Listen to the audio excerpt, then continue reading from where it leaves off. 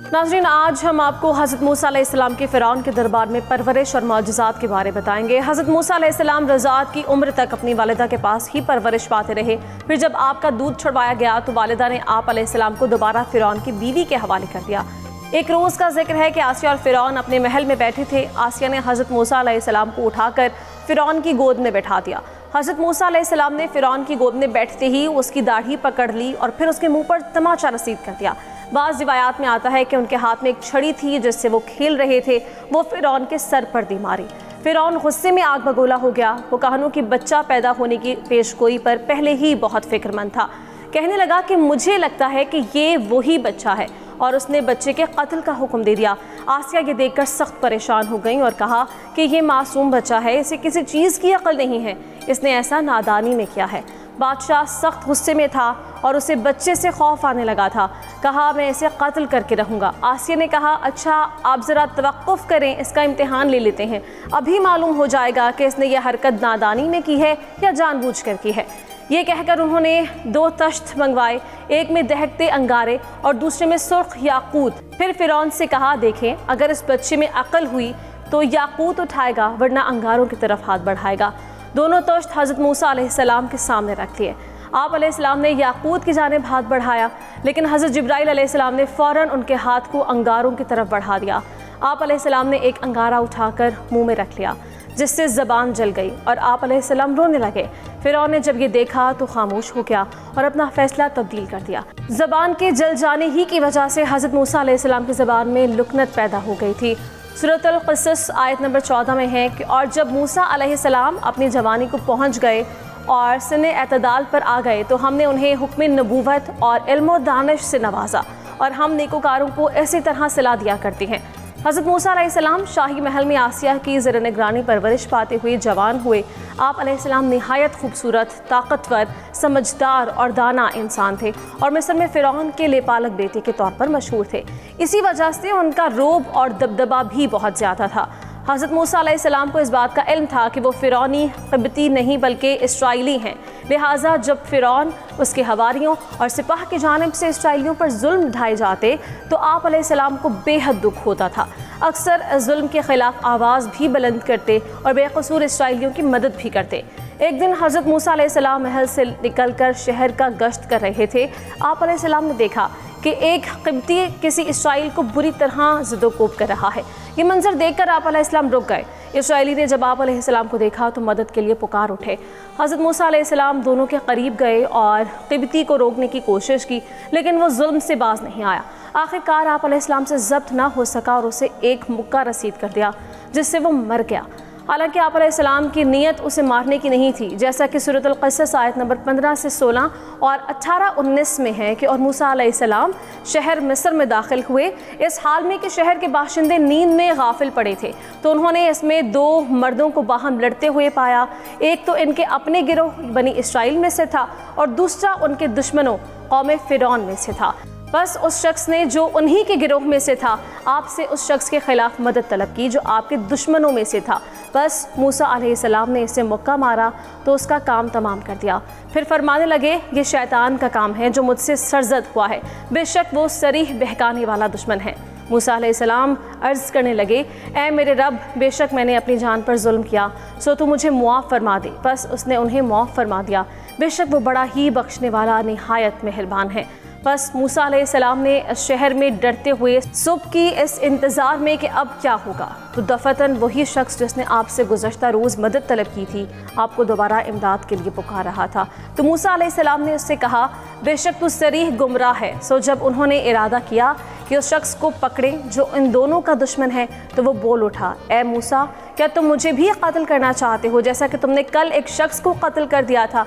तुम सिर्फ यही चाहते हो कि मुल्क में बड़े जाबिर बन जाओ और तुम ये नहीं चाहते कि इस्लाह करने वालों में से बनो। क़िब्ती ने जब ये सुना तो फ़ौरन फ़िरौन को ख़बर भिजवा दी और फ़िरौन ने हज़रत मूसा अलैहिस्सलाम की गिरफ़्तारी का हुक्म दे दिया। फ़िरौन के हवारियों को हज़रत मूसा अलैहिस्सलाम के हाथों क़िब्ती के कत्ल का इल्म हुआ तो उन्होंने आप अलैहिस्सलाम का कत्ल का फ़ैसला कर लिया। तो हम वहाँ मौजूद आप अलैहिस्सलाम के एक हमदर्द ने आकर आप अलैहिस्सलाम को उसकी इत्तला कर दी। सूरत अल-क़सस आयत नंबर 20 और 21 में है कि और शहर के आखिरी किनारे से एक शख्स दौड़ता हुआ आया। उसने कहा कि ए मूसा, कौम फ़िरौन के सरदार आपके बारे में मशवरा कर रहे हैं कि वो आपको कत्ल कर दें, सो आप यहाँ से निकल जाएं। बेशक मैं आपके खैर ख्वाहों में से हूँ। सो मूसा अलैहिस्सलाम वहाँ से खौफज़दा होकर मदद इलाही का इंतज़ार करते हुए निकल खड़े हुए। अर्ज़ किया, ए रब, मुझे ज़ालिम कौम से निजात अता फरमा। कहते हैं कि हज़रत मूसा अलैहिस्सलाम को कोई इल्म ना था कि कहाँ जाना है, क्योंकि मिस्र छोड़ने का ये हादसा बिल्कुल अचानक पेश आया था। चुनांचे अल्लाह ताला ने एक फ़रिश्ते को घोड़े पर भेजा जिसने रास्ते की निशानदही की। आप अलैहिस्सलाम कई रोज़ की मुसाफत तय करके अर्ज़े मदीन पहुँचे और शहर के किनारे एक कुएँ के करीब दरख्त के साए में बैठ गए। उस वक्त कुएँ पर जानवरों को पानी पिलाने वालों की भीड़ थी। आप अलैहिस्सलाम ने देखा कि दरख्त के पास दो लड़कियां बहुत देर से अपने जानवर लिए खड़ी हैं और उनकी बारी नहीं आ रही, जैसा कि सूरह अल-क़सस आयत नंबर 23 में है। और जब वो मदयन के पानी के कुएं पर पहुंचे तो उन्होंने इस पर लोगों का एक हुजूम पाया जो अपने जानवरों को पानी पिला रहे थे, और उनसे अलग एक जानिब दो औरतें देखीं जो अपनी बकरियों को रोके हुए थीं। मूसा अलैहिस्सलाम ने फरमाया, तुम दोनों इस हाल में क्यों खड़ी हो? दोनों बोली कि हम अपनी बकरियों को पानी नहीं पिला सकते, यहाँ तक कि चरवाहे अपने मवेशियों को वापस ले जाएं, और हमारे वालिद उम्र रसीदा बुज़ुर्ग हैं। हज़रत मूसा अलैहिस्सलाम ये सुनकर खड़े हो गए। आप अलैहिस्सलाम जवान भी थे और ताकतवर भी थे। आप अलैहिस्सलाम ने लड़कियों के मवेशियों को पकड़ा और लोगों के बीच में से रास्ता बनाते हुए कुएं तक पहुंच गए। कुएं से पानी निकालकर सब मवेशियों को सैर होकर पिलाया और वापस आ गए। लड़कियों ने आप अलैहिस्सलाम का शुक्रिया अदा किया और घर की तरफ चली गईं। मुफस्सिरीन ने लिखा कि वो हज़रत शुएब अलैहिस्सलाम की साहिबजादियाँ थीं। जब वो वक्त से पहले घर पहुँच गईं तो हज़रत शुएब अलैहिस्सलाम को ताज्जुब हुआ और जल्द आने की वजह दरियाफ़्त की, जिस पर लड़कियों ने पूरा वाक़या बताया। हज़रत शुएब अलैहिस्सलाम खुश हुए और फरमाया, जाओ और अल्लाह के उस नेक अजनबी बंदे को मेरे पास लेकर आओ, जैसा कि सूरह अल-क़सस आयत नंबर 25 से 27 में है कि फिर थोड़ी देर बाद उनके पास उन दोनों में से एक लड़की आई जो शर्म हया के अंदाज से चल रही थी। उसने कहा कि मेरे वालिद आपको बुला रहे हैं ताकि वो आपको इस मेहनत का मुआवजा दे सकें जो आपने हमारे लिए बकरियों को पानी पिलाया है। सो जब मूसा अलैहिस्सलाम उन लड़कियों के वालिद शुएब अलैहिस्सलाम के पास आए और उनसे पिछले वाक़यात बयान किए तो उन्होंने कहा कि आप खौफ ना करें, आपने ज़ालिम कौम से निजात पा ली है। इनमें से एक लड़की ने कहा, ए मेरे अब्बा जान, इन्हें अपने पास मजदूरी पर रख लें। बेशक बेहतरीन शख्स जिसे आप मजदूरी पर रखें वही है जो ताकतवर, अमानतदार हो और ये ज़िम्मेदारी के अहल हैं। उन्होंने मूसा अलैहिस्सलाम से कहा कि मैं चाहता हूँ कि अपनी इन दो लड़कियों में से एक का निकाह आपसे कर दूँ, इस महर पर कि आप 8 साल तक मेरे पास उजरत पर काम करेंगे। फिर अगर आपने 10 साल पूरे कर दिए तो आपकी तरफ से एहसान होगा और मैं आप पर मुशक्क़त नहीं डालना चाहता। अगर अल्लाह ने चाहा तो आप मुझे नेक लोगों में से पाएंगे। हज़रत मूसा अलैहिस्सलाम ने इस शर्त को मंजूर किया। क़िस्सा मुख्तसर, आप अलैहिस्सलाम का हज़रत शुएब अलैहिस्सलाम की एक साहिबजादे से निकाह हुआ। जब 10 साल मुकम्मल हो गए तो आप अलैहिस्सलाम ने अपनी वालिदा और बहन भाइयों से मिलने के लिए मिस्र जाने का क़स्द फरमाया और हज़रत शुएब अलैहिस्सलाम से रुख़सत चाही। हज़रत शुएब अलैहिस्सलाम ने अपनी साहिबजादी के साथ कुछ माल मवेशी और ज़्यादा राह देकर रुख़सत किया।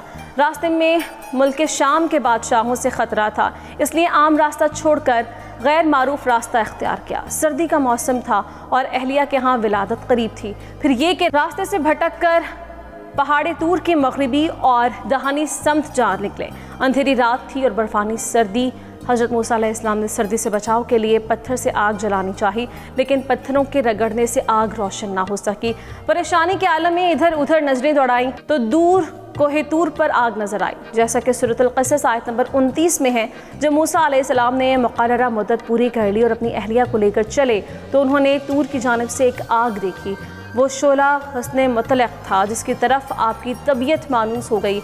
उन्होंने अपनी अहलिया से फरमाया, तुम यहीं ठहरो, मैंने आग देखी है, शायद मैं तुम्हारे लिए उस आग से कुछ उसकी खबर लाऊं जिसकी तलाश में मुद्दतों से सरगर्दा हूँ, या आतिश सोज़ा की कोई चिंगारी ला दूँ ताकि तुम भी तब उठो। ताहम हज़रत मूसा अलैहिस्सलाम तूरे सीना की तरफ चल दिए। करीब पहुँचे तो रिवायात में है कि जब आग उनकी तरफ बढ़ी तो वो घबराकर पीछे हटे और जैसे ही वापसी के लिए मुड़े आवाज़ आई, जैसे कि सूरह ताहा आयत नंबर 11 से 14 में है कि फिर जब वो उस आग के पास पहुँचे तो निदा की गई, ए मूसा, बेशक मैं ही तुम्हारा रब हूँ, सो तुम अपने जूते उतारो। बेशक तुम तवाह के मुक़द्दस वादी में हो और मैंने तुम्हें अपनी रसालत के लिए चुन लिया है। बस तुम पूरी तवज्जो से सुनो जो तुम्हें वही की जा रही है। बेशक मैं ही अल्लाह हूँ, मेरे सिवा कोई माबूद नहीं, सो तुम मेरी इबादत किया करो और मेरी याद की खातिर नमाज कायम करो। जब अल्लाह ज़ुल जलाल की आवाज़ सुनी तो मबहूत खड़े रह गए। आप अलैहिस्सलाम ने फौरी तौर पर जूते उतारे। अल्लाह ताला ने आप अलैहिस्सलाम को शरीयत की तालीम दी और फिर फरमाया, जैसा कि सूरह ताहा आयत नंबर 17 से 36 में है, और ये तुम्हारे दाहिने हाथ में क्या है ए मूसा? उन्होंने कहा, ये मेरी लाठी है, मैं इस पर टेक लगाता हूँ और मैं इससे अपनी बकरियों के लिए पत्ते झाड़ता हूँ और इसमें मेरे लिए कई और फ़ायदे भी हैं। इरशाद हुआ, ए मूसा इसे ज़मीन पर डाल दो। बस इन्होंने इसे ज़मीन पर डाल दिया तो वो अचानक सांप हो गया जो इधर उधर दौड़ने लगा। इरशाद फरमाया, इसे पकड़ लो और मत डरो, हम इसे अभी इसकी पहली हालत में लौटा देंगे। और हुक्म हुआ, अपना हाथ अपने बगल में दबा लो, वो बग़ैर किसी बीमारी के सफ़ेद चमकदार होकर निकलेगा। ये दूसरे निशाने हैं। ये इसलिए कर रहे हैं कि हम तुम्हें अपनी कुदरत की बड़ी बड़ी निशानियां दिखाएं। तुम फ़िरौन के पास जाओ, वो नाफरमानी और सरकशी में हद से बढ़ चुका है। मूसा अलैहिस्सलाम ने अर्ज़ किया, ए मेरे रब, मेरे लिए मेरा सीना कुशादा फरमा दे और मेरा कार्य रसालत मेरे लिए आसान फरमा दे और मेरी ज़बान की गिरह खोल दे कि लोग मेरी बात आसानी से समझ सकें, और मेरे घर वालों में से मेरा एक वज़ीर बना दे, वो मेरा भाई हारून अलैहिस्सलाम हुआ। इससे मेरी कमरे हिम्मत मजबूत फरमा दे और इसे मेरे कार्य रसालत में शरीक फरमा दे, ताकि हम दोनों कसरत से तेरी तस्बीह किया करें और हम कसरत से तेरा जिक्र किया करें। बेशक तू हमें सब हालात के तनाजुर में खूब देखने वाला है। अल्लाह तबारक व तआला ने फरमाया, मूसा अलैहिस्सलाम तुम्हारी तमाम दुआएं कबूल कर ली गई।